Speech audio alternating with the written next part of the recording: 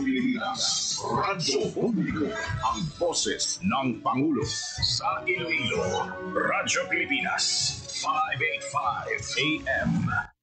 Oras sa Radyo Pilipinas, alas 8:32 sa aga. Sinimatan niyo pasudlo nato ng mensahe sa aton sini Presidente nga nagtambong sa selebrasyon sa National Heroes Day. National Police Chief Nick Torre, Philippine Coast Guard Commandant Ronnie Hill Gavan, the Philippine Army Commanding General Antonio G. Navarrete, and other major service commanders, fellow workers in the government, and our beloved veterans. Ladies and gentlemen, distinguished guests, magandang araw po sa inyong lahat. Noong taong 1898, ipinagpalit ng isang ginang na guro mula Iloilo ang simpleng buhay upang ipaglaban ang kalayaan ng bansang Pilipinas. Siya, si Teresa Magbanwa o Nanay Isa, ang tinaguriang Visayang Joan of Arc. Sa kabila ng kanyang pribilehiyong makakuha ng mataas na edukasyon at maging maestra, mas pinili niyang itaguyod ang mga karapatan ng bawat Pilipino. Sa gitna ng panganib at sa bawat pagsubok, hindi siya sumuko. At hanggang sa kanyang pagtanda, patuloy siyang naging sandigan ng mga sundalo at gerilyang lumaban para sa bayan. Isa lamang siya sa libo-libong Pilipino na nagbuwis ng buhay, seguridad at kabuhayan para sa kalayaang ating tinatamasa. Ngayong araw ng mga bayani, binibigyang pugay natin ang mga Pilipinong hindi na isulat ang pangalan sa mga pahina ng kasaysayan, ngunit naging mitya at apoy na bumuhay sa ating kasarinlan. Kinikilala rin natin ang mga Pilipinong tapat na naglilingkod, nagmamalasakit at nagmamahal sa ating bansa. Sila ang nagsisilbing paalala sa ating lahat na ang kabayanihan ay nananalaytay pa rin sa ugat ng bawat sa atin. Likas na sa Pilipino ang pagiging tapat, ang paglilingkod at pakikipagkapwa. Nakikita natin ito sa ating mga magsasaka, mga mangingisda, mga guro, healthcare worker, ating mga manggagawa. Ang kanilang araw-araw na paglilingkod sa kabila ng mga hamon ay patunay na buhay pa rin ang diwa ng kabayanihan para sa bayan. Sa tuwing may ginagawa tayong hindi para sa atin sarili, kundi para sa ikabubuti ng ating kapwa Pilipino, ito ay sinasambit natin. Kahit minsan, ginagawa nating biro, ngunit masarap sambitin para sa bayan. Ganun pa naman, may iilan pa rin sa atin ay mas pinipili ang sarili na interes at kapakanan kaysa sa bayan at sa kapwa Pilipino. Kasabay ng paglipas ng panahon ay ang pagsibol ng mga bagong hamon na kailangan nating harapin. Hindi lang pagpapalakas ng ating depensa ang kailangan natin tutukan upang maalagaan ang ating kalayaan. Kailangan din natin labanan ang banta ng katiwalian at pang-aabuso sa kapangyarihan ng ating lipunan. Dahil hindi lamang salapi ang kanilang ninanakaw, kundi pati ang kalusugan, pangarap, at kinabukasan ng mga susunod na henerasyon na Pilipino. Kaya't hindi natin dapat ipagwalang bahala ang maliliit na panlilinlang sapagkat kung paulit-ulit, ito'y pinapalampas natin, unti-unti nitong sinisira ang ating lipunan nang hindi natin namamalayan. Bilang Pilipino, may pananagutan tayo sa ating bansa na maging mas mapanuri sa mga mali, na isiwalat ang panluloko at panindigan ang alam nating tama kahit hindi ito madali. Ito rin ay pagkakataon upang gisingin ang kamalayan ng kabataan tungkol sa kanilang tungkulin sa bayan. Gabayan natin sila upang maging mas mapanuri sila sa mga suliranin sa ating lipunan. Kung hindi natin maihahanda ang kabataan sa pagtatanggol sa ating kalayaan, ipinagkakanulo natin hindi lamang ang sakripisyo ng ating mga bayani, kundi pati na rin ang kinabukasan ng ating bansa. At sa hangaring ito ang pangako ng inyong pamahalaan.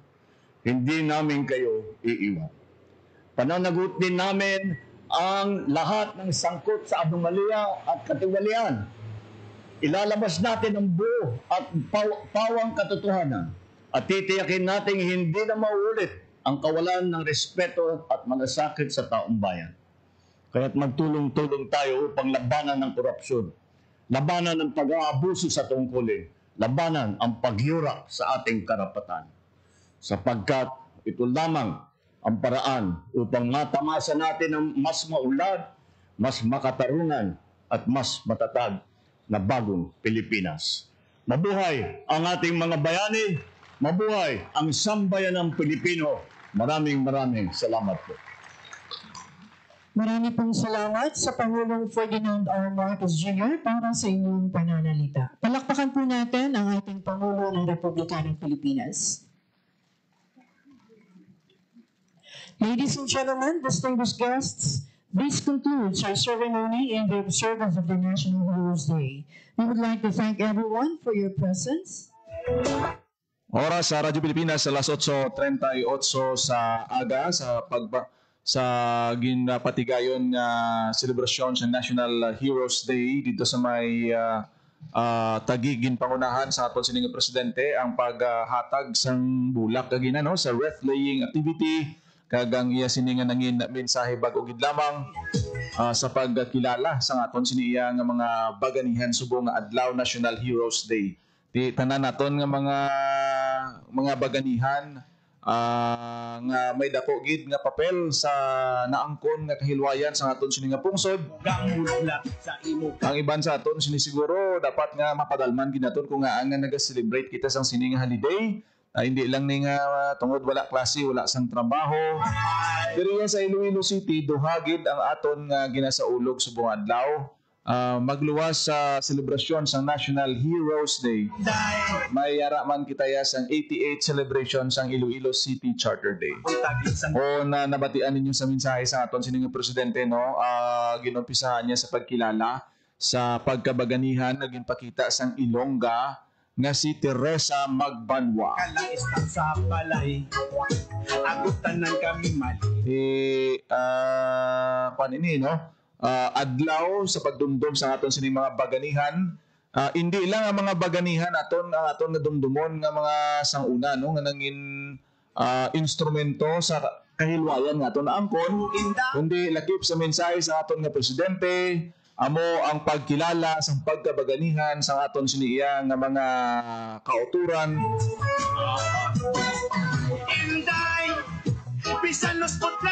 Sa aton sini nga mga healthcare workers, sa aton sini nga mga empleyado, sa mga manggagawang Pilipino suno sa aton sini nga presidente, sa aton nga mga OFWs kag kun sino pa. Kinahanglan naton hindi mo kinahanglan nga maibuwis mo gid ang imong kabuhi para makilala ka nga baganihan by simple act nga pagpakita sa imo sini pagkatampad sa serbisyo. Ang imong supat malapor sila. Dako na ina nga bagay kag pagpakita sang pagkabaganihan. Oras sa Radyo Pilipinas alas 8:41 sa aga sa pagpangalagad sa programa Iloilo Morning.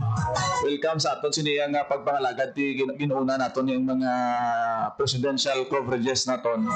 May kanapanan sa ginasaulog naton nga National Heroes Day. Kag nabatian nyo man to kagina aton nga mga feature stories. Nga naga-feature gid sang aton siniya nga mga baganihan subong nga adlaw. Kag may siguro may ara man sang pila ka mga wreath laying activity diri sa may Iloilo City. Usually kung Heroes Day may ara na sang programa dira sa may Balantang Shrine. May mga pagtililipon na daang mga veterans na to no. Dira sa may area sang Quintinsalas. Kag diri sa Iloilo City bisan nga holiday pila ka mga areas naton subong may madamo nga mga aktibidad bangod mayara sing ginapatigayon subong nga Atipan Fair in relation sa pagsaulog sang 88th Iloilo City Charter Day. Lawagon ta kung diin ka mo pwede makakadto kag maka-avail sa mga services kasubong sang free massage, haircut, birth and correction sang inyo sini nga mga dokumento mayara sang ginapatigayon subong nga Atipan Fair dira sa may Haro Plaza sa likod sang kung dira sa may Haro Plaza gid mismo may ara sing ginapatigayon dira nga libre nga haircut, libre nga masahe, libre nga enrollment sa TIIC kag may ara sing releasing sang movie tickets para sa aton siniyang mga senior citizens. I-avail nyo na sa distrito sang Haro Plaza. Sa Molo Plaza may ara man nga ginapatigayon nga kasubong activity halin alas 8 sa aga tubtob alas 11 subong iyang udto. I-avail nyo na mga services naton, especially sa mga gusto magpakorek sa ilang record sa PSA. Oras sa Radyo Pilipinas alas 8:42 sa aga. Kahapon nga adlaw tama kadamo sa mga barangay officials nga nagtambong sa Liga Day diri sa Iloilo Sports Complex. Ibaloon naton sa update no kay Ma'am Bing Pabiona.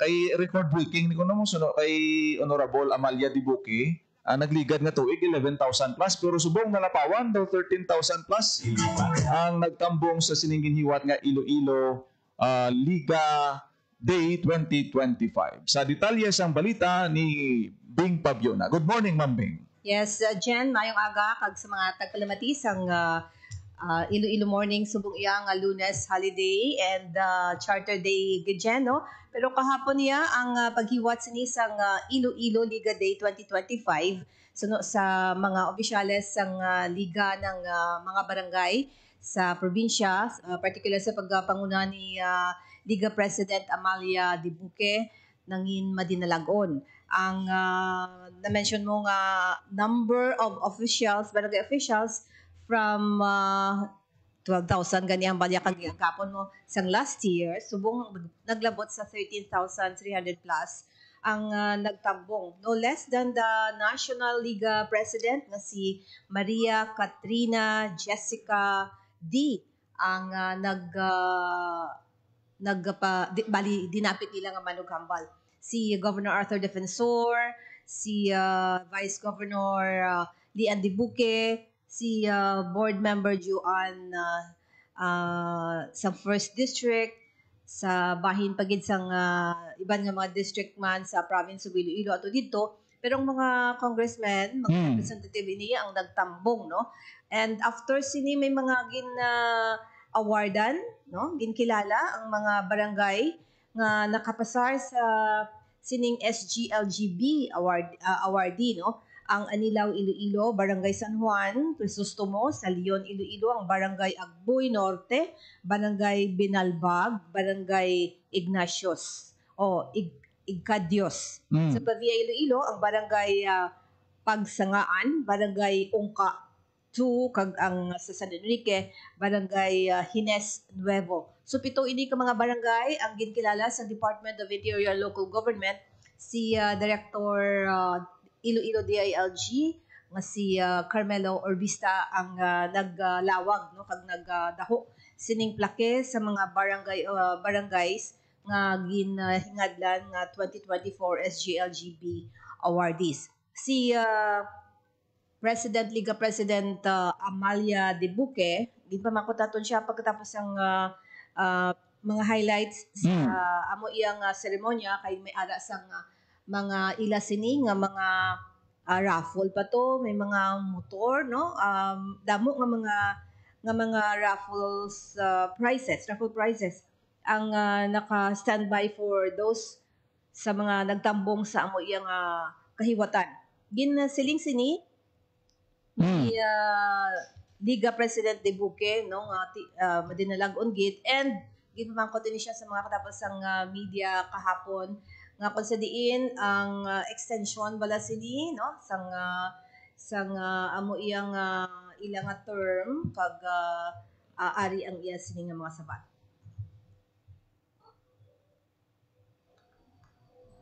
Aton nga iano na dyan ang iya. Sige, ipalayag nato ng kabahin sang pahayag no ni Liga ng mga Barangay President sa Iloilo Province, Amalia Dibuque. As far as I know, dugin binila niya ako sa assignment man, nga ipasa man sa iya para at least ang iya research kag para sa iya nga para prepared siya sa iyang Senate hearing sa Sabado. Sa Tuesday gani. Balik ko lang press sa una kong question bala nga may extension. So ano pa gid on your part? Ano pa ang mga ibang mga program nga dapat? So we are as I mentioned, ang amo ni nga Barangay Aid on Wheels. This is a continuous project. Hindi pa ni tapos just because we launched it.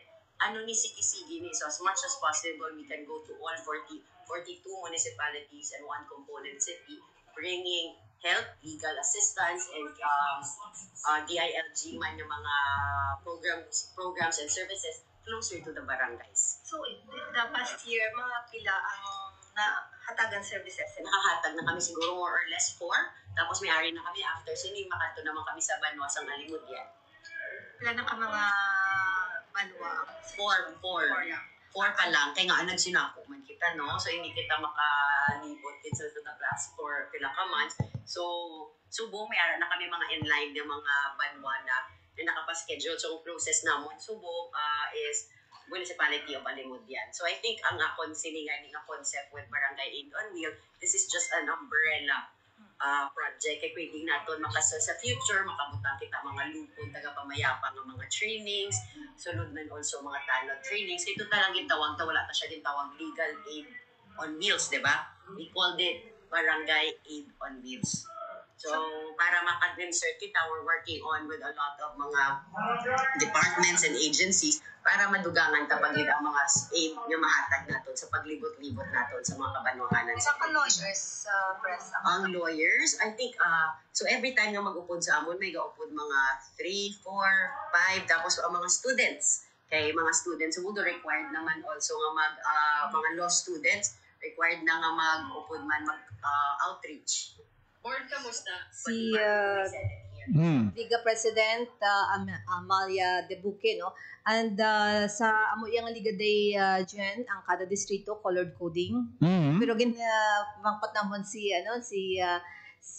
Liga President De Buque kay way pa matapos ang iba nagkanto na sa Gaisano, nagkanto na sa SM Delgado. Naghingagaw man na, manlagaw man sila. Dito sila siguro nagkaon bala kahit siguro although may iban to may packed lunch pero ang iban siguro din nagutom nagwa no mabalaan mo gid nga wala sila to sa may amo nga venue pero may pag nagbalalik sila bangod ang madamo ang mga raffle prizes nga naghulat sa ila sining raffle sa hapon na. Di may pa-concert pa to eh. Yes, o si mayonnaise. So dobong gagid ang preparation kay iba nagtanaw sang konsyerto pa. Yes. So muna kaundan diyan nalipay man ang mga secretariat no kay tigin boylugan gid sang tanan mayoriya sang barangay officials kag tigin suportahan sang national barangay liga ng mga barangay ang ila sining nga mga aktibidad. Madamo salamat Ma'am Bing sa imo sining nga balita. Gikan sa Sports Complex. Bing Fabiana para sa radyo. At least nagnami ang tiyempo sa Liga Day kaysa nagligad patigayon ng Liga Day bawang waswas ang ulan sa naligad basa ang mga barangay officials.